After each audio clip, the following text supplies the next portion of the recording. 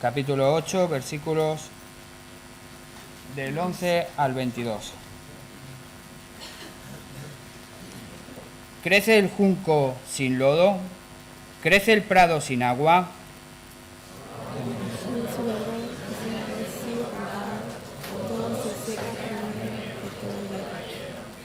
Tales son los caminos de todos los que olvidan a Dios, y la esperanza del impío perecerá.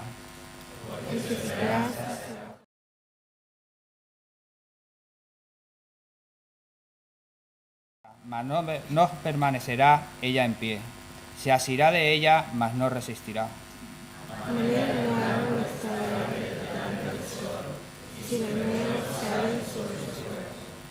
Se van entretejiendo sus raíces junto a una fuente y enlazándose hasta un lugar pedregoso.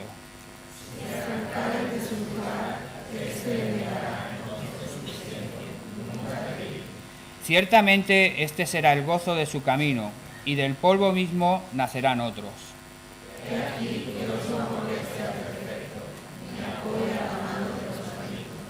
Aún llenará tu boca de risa y tus labios de júbilo.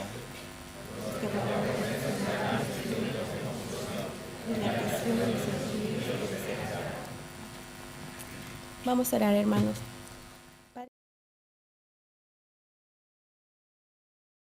Y cada día nos bendice, Señor. Gracias por la vida, Señor, porque en esta mañana podemos estar aquí todos juntos alabando tu nombre, Señor. Te pido que esta mañana, Señor, la palabra que va a venir en la boca del pastor, Señor, sea, Señor, bendecida por el Espíritu Santo, y que todos nuestros corazones estén atentos, Señor, y reciban esta palabra y la apliquemos en nuestras vidas. Gracias, Padre, por todo lo que nos das. En el nombre de Jesús, tu Hijo, nuestro Salvador. Amén.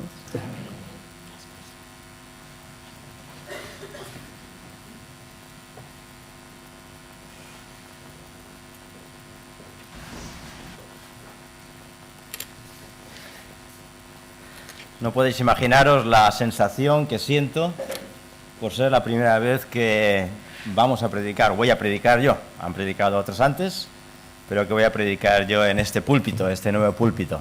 Así que es una sensación un tanto extraña, de verdad. Me siento como si fuera un lugar nuevo, un lugar distinto, pero vuestras caras son las mismas, ¿eh? Y eso por lo menos me hace sentir como en casa. Ayer tuve la ocasión de estar también en la inauguración de una nueva iglesia en Castelldefels. La verdad que es muy bonita, una iglesia que han hecho muy preciosa, pero no tan bonita como la nuestra, ¿eh? Esto lo diremos con la boca un poquito baja para que nadie se ofenda, pero la verdad aquí es muy bonita, pero la nuestra mucho más.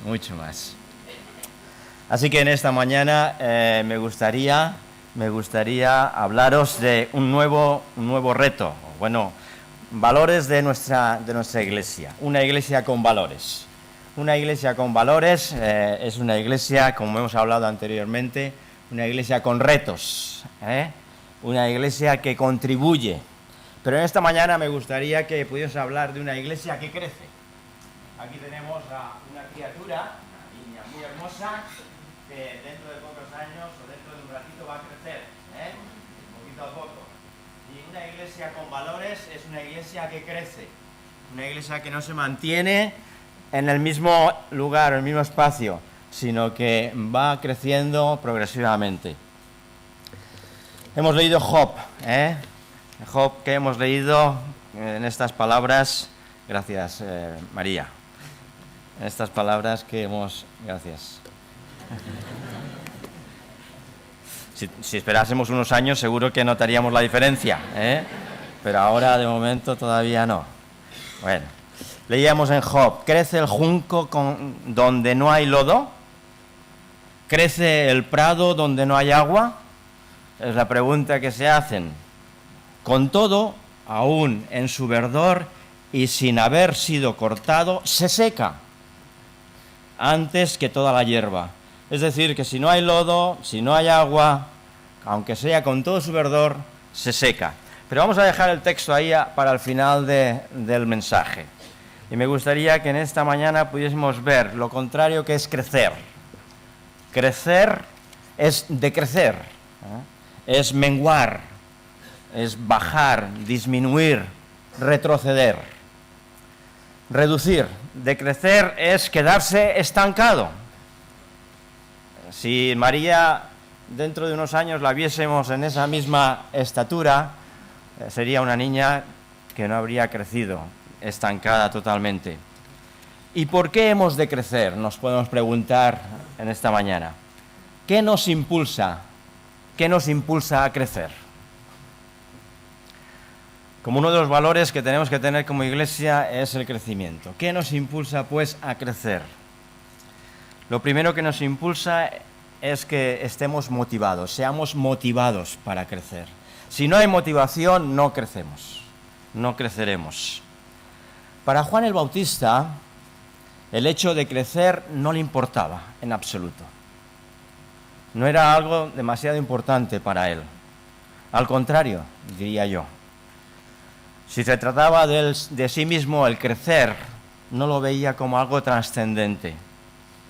Sobre todo cuando ese menguar que él menciona representaba que otro fuese creciendo mientras que él menguaba. En el Evangelio de San Juan leemos las palabras de este hombre, Juan capítulo 3 y versículo 30.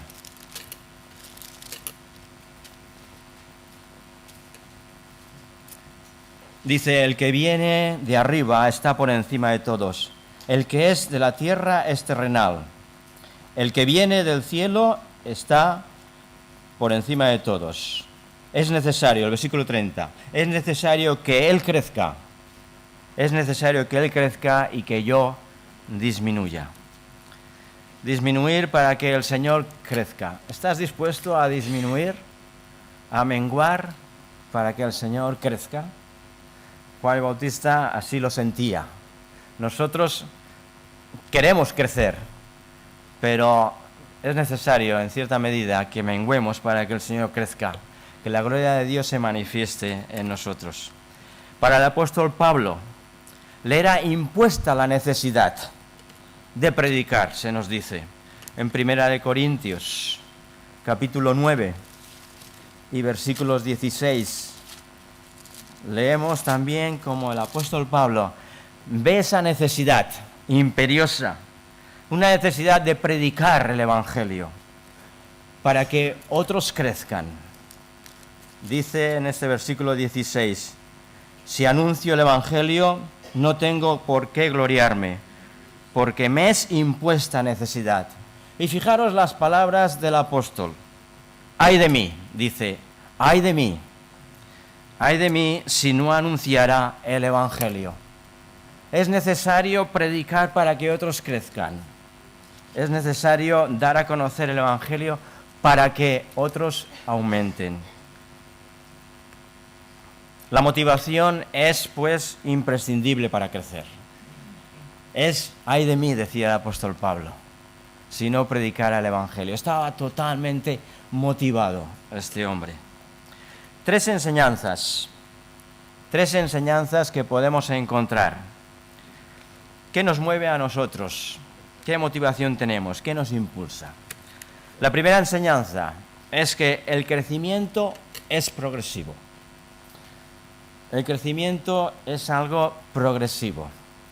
En Marcos también, si queréis seguir conmigo, en el Evangelio de Marcos, capítulo 4, versículos 30 al 32, leemos aquellas palabras, se dice, decía también, ¿a qué compararé el reino de Dios? ¿Qué parábola nos servirá para representarlo? Es como un grano de mostaza, que cuando se siembra es la más pequeña de todas las semillas que hay en la tierra. Pero después de ser sembrado, crece y se hace la mayor de todas las hortalizas, y echa grandes ramas, de tal manera que las aves del cielo pueden morar bajo su sombra. El reino de Dios, ¿en qué compararé? Dice la parábola. si somos motivados por el deseo de ver grandes y rápidos resultados, solamente contemplando en el número de las personas que puedan unirse, esa motivación no es correcta. ¿Cómo inició, pues, Jesús su ministerio? Primero, Jesús reclutó a 2 discípulos, luego a otros 2. Poco a poco llegó a juntar, con el paso del tiempo, llegó a juntar a 12 discípulos. Más tarde se nos menciona que envió a 70 a predicar. Hubo un tiempo de máxima popularidad para Jesús, en la que se nos dice que miles de personas le seguían. Unos buscaban su curación, otros quizá el hecho de que fueran alimentados. Y al final de su ministerio Jesús se quedó con 12 menos 1. Después de su resurrección, dice que se reunieron 120. Aquí somos más de 120. Y más tarde el número de seguidores aumentó, cuando él ya había muerto. Así pues que el crecimiento es algo progresivo. No podemos esperar que sea rápido, sino que es progresivo. Pero como dice la parábola, el crecimiento va en aumento. Y aquella pequeña semilla que ha sido plantada llevará su fruto. Y será grande, hasta que las aves, dice, anidarán en ella. Una de las más grandes hortalizas se nos menciona. Todo tiene su proceso. Todo tiene su proceso. La palabra nos habla de un pequeño e imperceptible aumento, pero va creciendo poco a poco. En segundo lugar, la motivación que podemos tener es que el crecimiento no depende de nosotros, no depende de ti. En Juan también podemos leer Juan capítulo 4 y versículos 35.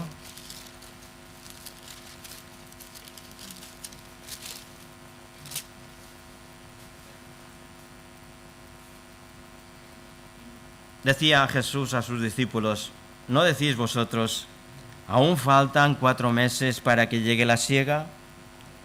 Yo os digo, alzad vuestros ojos y mirad los campos, porque ya están blancos para la siega.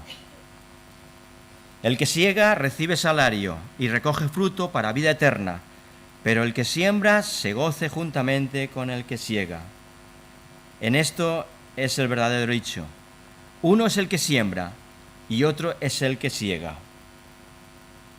Y os he enviado a segar lo que vosotros no labrasteis. Otros labraron y vosotros habéis entrado en sus labores. No podemos segar, no podemos recoger si todavía no se ha sembrado.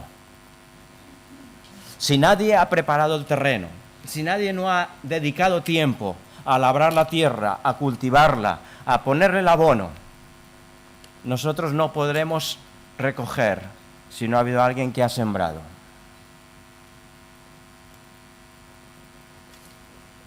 Si nadie ha preparado el terreno y ya queremos recoger, esta motivación no es correcta.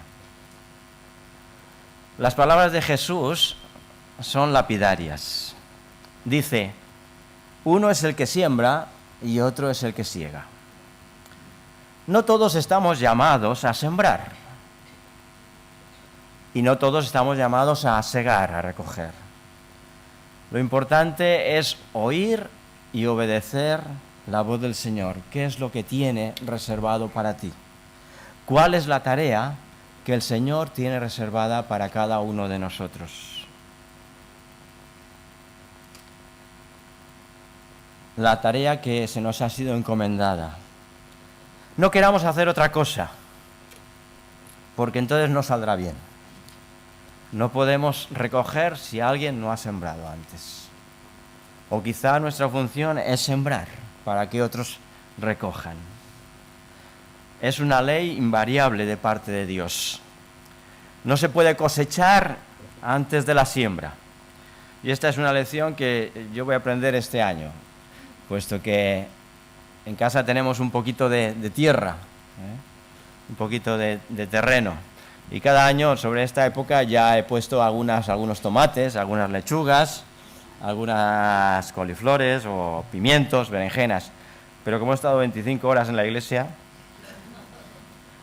no he podido poner nada. Así que aprenderé que si no he sembrado, no voy a recoger. Me va a tocar ir al tendero de la esquina y comprarle los tomates. Si el Espíritu te envía a sembrar, siembra. No tengamos envidia del que está recogiendo, aunque no veamos resultados de nuestra siembra, porque nuestro trabajo, en este caso, es sembrar. Ahora bien, siembra bien, utiliza bien la palabra, siembra la palabra de Dios en los corazones. Nuestra función es sembrar, pero sembrar bien, correctamente. Por otro lado, si el Espíritu Santo te envía a recoger, trabaja para que tu labor sea fructífera. Recoger inteligentemente. No vaya a ser que a la hora de cosechar la siembra que otros hicieron, con ese cuidado y esmero, nosotros la estropeemos. El mantener la siembra que otros realizaron. Es quizá nuestro caso, como pastores de esta iglesia. Estamos recogiendo la siembra que los padres de Sara, Bernardo, pues hicieron. Ahora bien, no podemos creer que somos los mejores o los más listos, simplemente porque hay que reconocer que es el Señor el que siembra, es el Señor el que da el fruto, mejor dicho. Es el Señor el que da el fruto a su debido tiempo.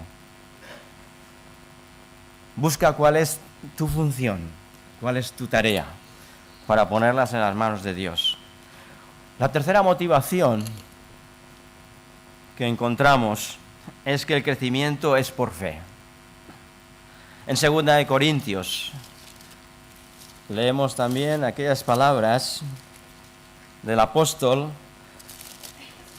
escribiendo a los Corintios en el capítulo 5,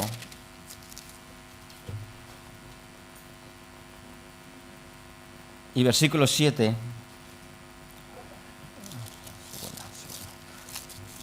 Dice así: Cuando vinimos a Macedonia, ciertamente ningún reposo tuvo nuestro cuerpo, sino que en todo fuimos atribulados. De fuera, conflictos, y de dentro, temores. Perdón, he cogido 7:5. Porque por fe andamos y no por vista. Esto que quería mencionar. El crecimiento es por fe. Versículo 7 del capítulo 5 de 2 Corintios. Por fe andamos, dice el apóstol, y no por vista. Si nuestra motivación está basada en ver resultados milagrosos, esta motivación no es correcta. Cuando no vemos frutos, pues nos desanimamos, es verdad. Nos dejamos y no hablamos, no predicamos. Recuerdo al principio de mi conversión, que siendo joven, 15 años, pues en el trabajo, normalmente el lunes, pues yo tenía una sonrisa muy amplia, y a cualquier persona compañero del trabajo, pues estoy contento, estoy alegre. ¿Por qué? Porque creo en Jesús, he creído en Jesús, me he convertido. Y lo decía de una forma natural y rápida. Mi vida ha sido cambiada, he cambiado, de verdad. De una forma especial, he sido transformado. Ahora espero a que salga la conversación. Que salga el tema por casualidad. He perdido esa necesidad.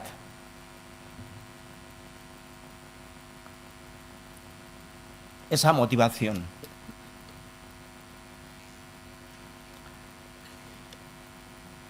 Ahora tengo que pensar que el crecimiento es por fe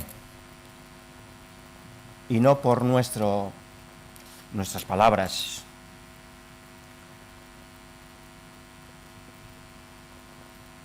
Creer que Dios es el que cambia vidas. No es nuestra elocuencia. No es lo bien que hablamos o nos expresamos. A mí me cuesta hablar con las personas de una forma particular. Pero tengo que poner fe. Creer que el crecimiento lo da Dios por la fe.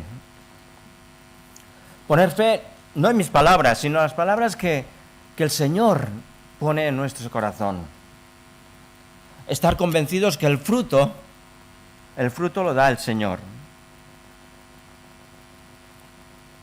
Hasta cuando estoy predicando me da la sensación de que no me escucháis.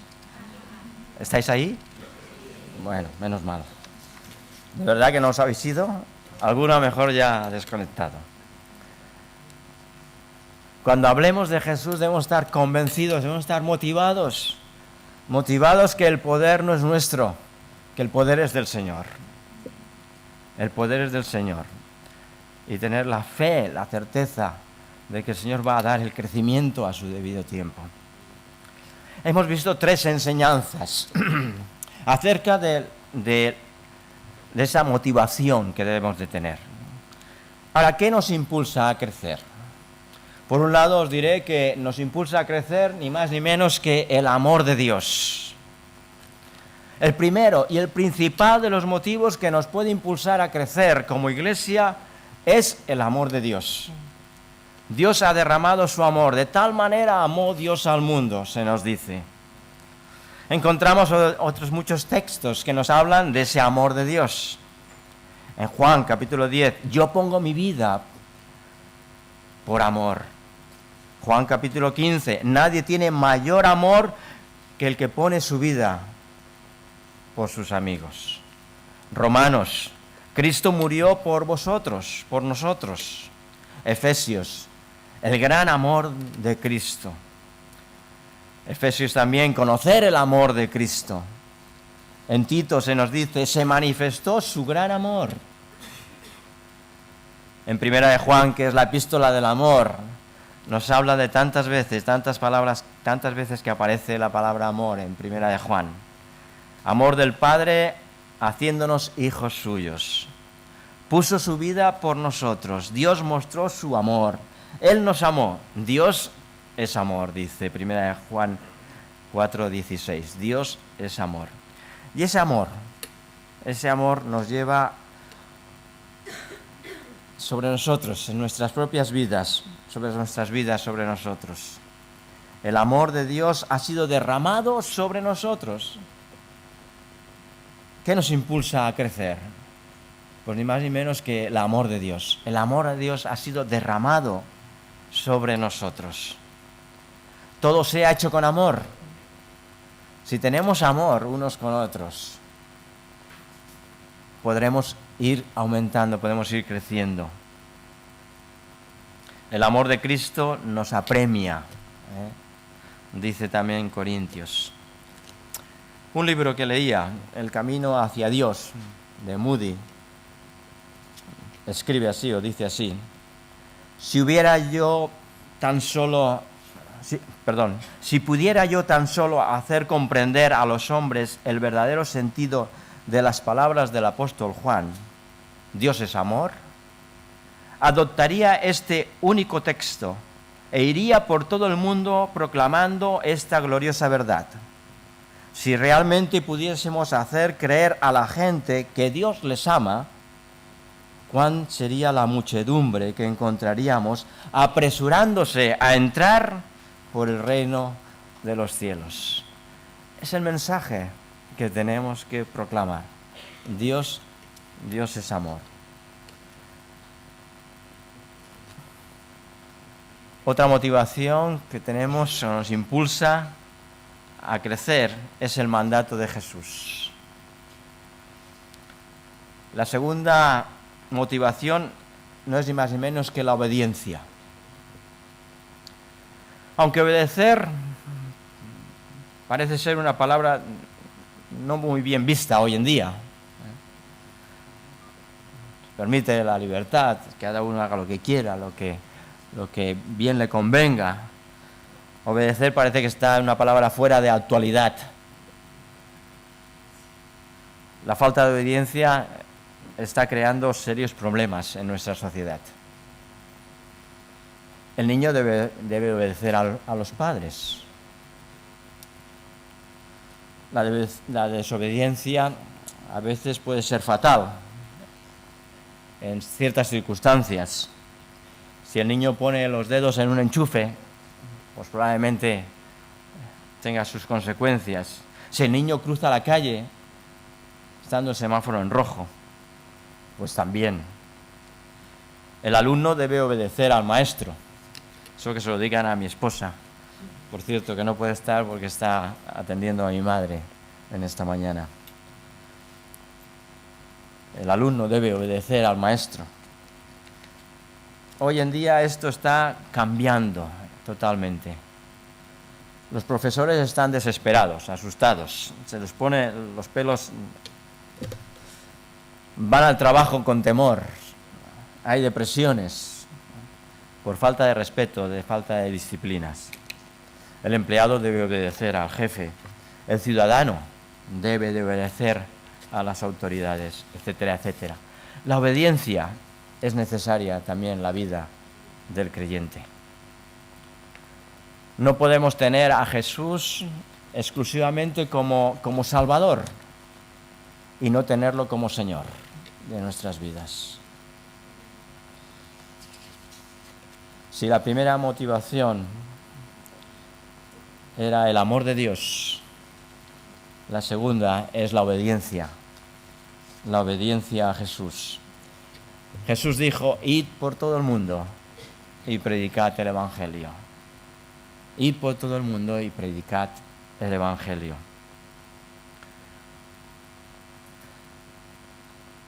Y el tercer punto es tener un encuentro con Cristo. Dice en Marcos capítulo 5 cómo un hombre tuvo un encuentro con Jesús. Marcos capítulo 5, versículos 18.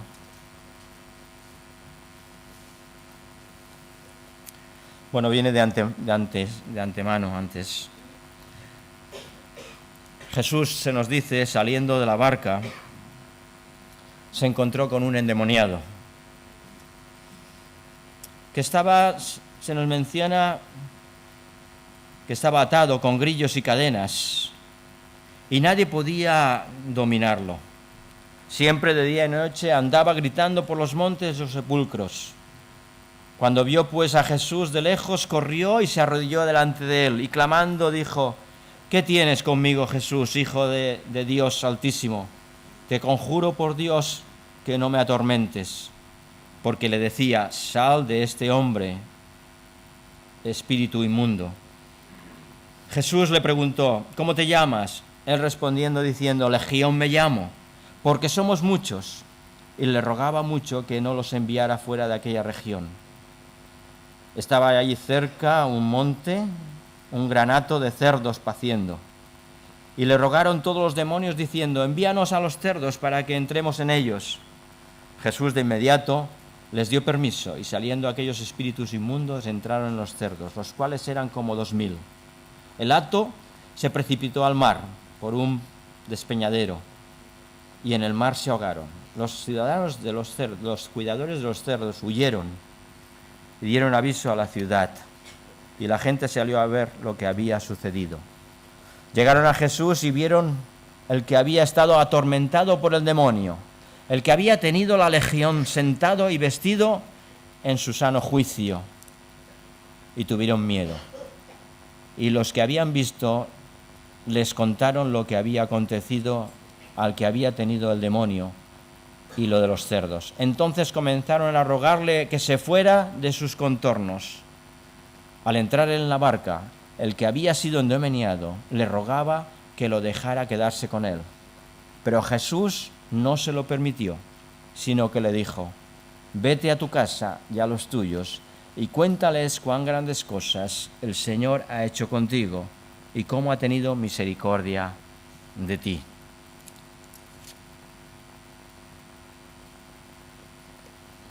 A pesar de ese milagro, la gente comenzó a rogar a Jesús que se marchara de su comarca. Pero el endemoniado tenía deseos de seguir a Jesús, de ir con él. Pero Jesús se lo impidió. ¿Por qué se lo impidió? ¿Qué es lo que estaba diciendo el Señor? Está diciendo que vayamos a contar nuestra experiencia de haber tenido un encuentro con Cristo. No se puede retener un secreto. Cuando surgen los problemas, acudimos al Señor. Cuando estamos tristes, oramos. Cuando estamos alegres, cantamos salmos.